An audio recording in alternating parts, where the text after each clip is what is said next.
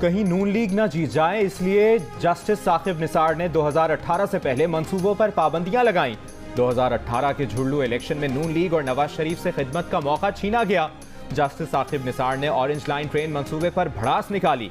मंसूबे के खिलाफ पीटीआई की दरखास्त पर 11 माह तक केस सुना और कार्रवाई मुकम्मल होने के 8 माह बाद तक फैसला ना दिया।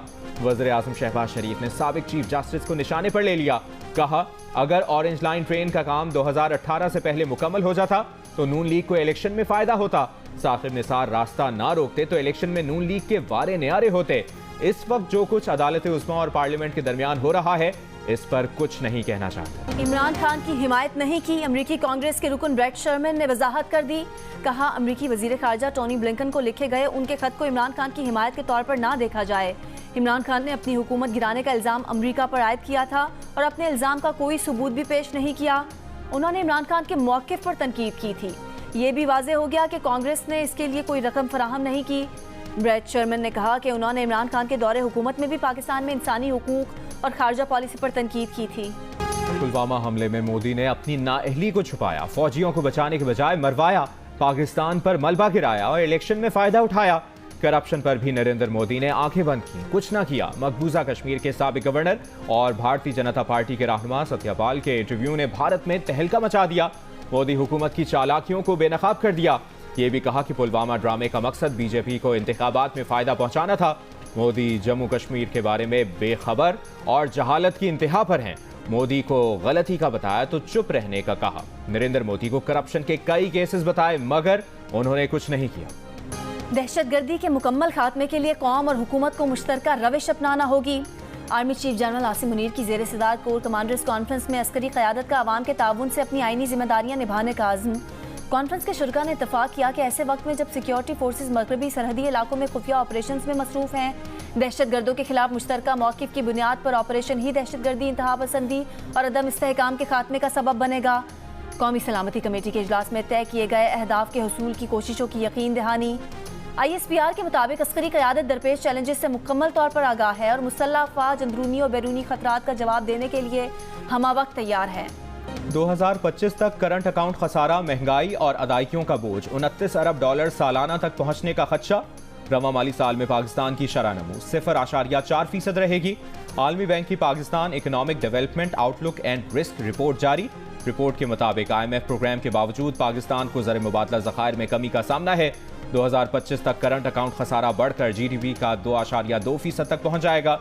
IMF समेत चीनी कमर्शियल बैंकों का कर्ज, बॉन्ड्स की अदायगियां करना होंगी। ग्रोथ रेट और महंगाई ज्यादा रहने के बायस खते गुर्बत में कमी नहीं हो सकेगी। रिपोर्ट में सेल्स टैक्स में हम आहंगी और इनकम टैक्स इस्लाहात नागुज़ीर करार। मौजूदा सियासी सूरत हाल के बायस भी मुल्क की मईशत को चैलेंजेस का सामना है। इमरान खान के हवारी 2035 तक इक़्तिदार में रहने का प्लान बना चुके थे, इसलिए उनकी हुकूमत हटाई। वो अपना आर्मी चीफ लाना चाहते थे। अगर अबूरी हुकूमत भी आ जाती तब भी उन्हीं की पसंद का चीफ लग जाता। साबिक सदर आसिफ अली जरदारी का हामिद मीर को खुसूसी इंटरव्यू। कहा, जनरल बाजवा ने हमें बुलाकर कहा कि तहरीक अदम एतमाद वापस ले लें तो इमरान खान से इस्तीफ़ा दिलवा सकते हैं, मगर मैंने और मौलाना ने मना कर दिया। वो मार्शल लॉ का इशारा भी दे रहे थे। हमने कहा बिस्मिल्लाह करें। इमरान खान पॉपुलर नहीं, उन्होंने बच्चों को तनख्वाह पर रखा हुआ है। ज़ल्मे खलीलज़ाद तनख्वाहदार आदमी है, उसे किसी लॉबी ने अप्रोच किया होगा तभी वो इमरान खान की हिमायत कर रहा है। PTI रहनुमा फवाद चौधरी ने कहा है कि अगर इंतखाबात कराने के सुप्रीम कोर्ट के हुक्म पर अमल नहीं होता और सुप्रीम कोर्ट को भी इलेक्शन कमीशन की तरह बेवकूफ़ इदारा बनाने की कोशिश की गई तो आवाम के पास इनकलाब के अलावा कोई रास्ता नहीं बचेगा। अपने हुकूक के लिए सरों पर कफन बांधकर इस्लामाबाद की तरफ निकलना होगा। अब तक आइन के अंदर रहकर जद्दोजहद की है, अगर आइन ना रहा तो जद्दोजहद की भी हुदूद नहीं होंगी।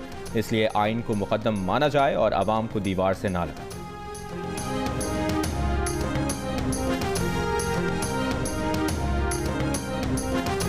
कौमी असम्बली तोड़ने से पहले आइन मुकद्दम रखना था। पहले फैसला कर लें कि रोना है या इनकलाब लाना है। कबल अज इनकलाब जमानत करानी है कि बाद अज इनकलाब जमानत। रहनुमा नून लीग तलाल चौधरी का फवाद चौधरी के बयान पर रद्द अमल। कहा कि ये कैसा इनकलाब, इमरान न्याजी जमानत पार्क के बंकर से बाहर नहीं आ सकता। अदलिया के जरिए इक़्तिदार पर कब्जे का ख्वाब चकनाचूर हो गया। फवाद चौधरी का बयान एतराफ़ है कि कलअदम तंजीमों के जरिए शरंगेजी का प्लान है। PTI रहनुमा अली अमीन गंडापुर को इंसदादे दहशतगर्दी अदालत सरगोदा ने 3 रोज़ा जिस्मानी रिमांड पर भक्कर पुलिस के हवाले कर दिया। भक्कर पुलिस को 3 रोज़ में तफ्तीश मुकम्मल करने का हुक्म। अली अमीन गंडापुर पर दाजल चेक पोस्ट भक्कड़ पर पुलिस एहलकारों पर फायरिंग और जान से मारने की धमकियां देने पर मुकदमा दर्ज किया गया था।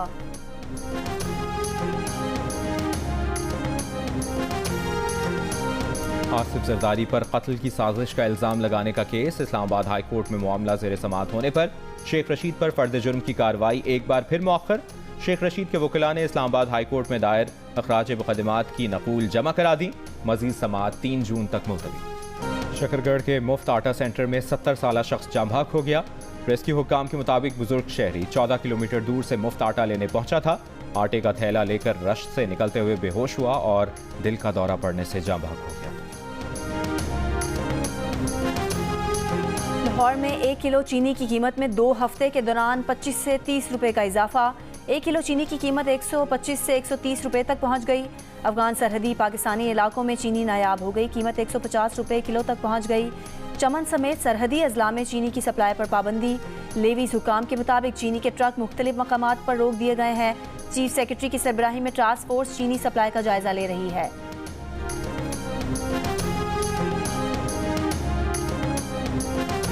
कराची के चिड़ियाघर में बीमार नूरजहां की हालत बेहतर ना हो सकी। डायरेक्टर चिड़ियाघर का कहना है कि टीम फोरपास को हथनी की सेहत से मुसलसल आगाह किया जा रहा है। जानवरों के तिब्बी माहिरीन की टीम जल्द पाकिस्तान रवाना होगी।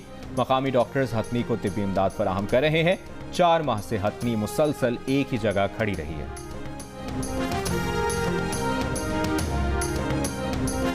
बहुत अच्छी बात है। कोयटा से अगर जाए हुए तो बहुत ख्वारिश थी, एक दफा यहाँ से बात जाना पड़ता था, बात से अभी आना पड़ता। पहले से सोच के बेहतर है। कोयटा का मुल्क भर से ट्रेन राब्ता तकरीबन 9 माह बाद बहाल। सैलाब से मुतासरा रेलवे पुल की तामीर के बाद कोयटा रेलवे स्टेशन से जाफर एक्सप्रेस पेशावर के लिए रवाना। मुसाफिरों ने खुशी का इजहार किया। बुलान में पिछले साल अगस्त में रेलवे पुल गिरने के बाद से जाफर एक्सप्रेस 9 माह से बंद थी। मुजफ्फराबाद में आज़ाद कश्मीर असेंबली का इजलास। नए कायदे-ए-ऐवान का इंतखाब मुतवक्के। सियासी जमातों की मुशावरत जारी। सदर मुस्लिम लीग नून शाह गुलाम कादिर का कहना है कि अब तक मुतफ़िका उम्मीदवार का फैसला नहीं हुआ। PTI ने भी कायदे-ए-ऐवान के लिए उम्मीदवार नामजद नहीं किया।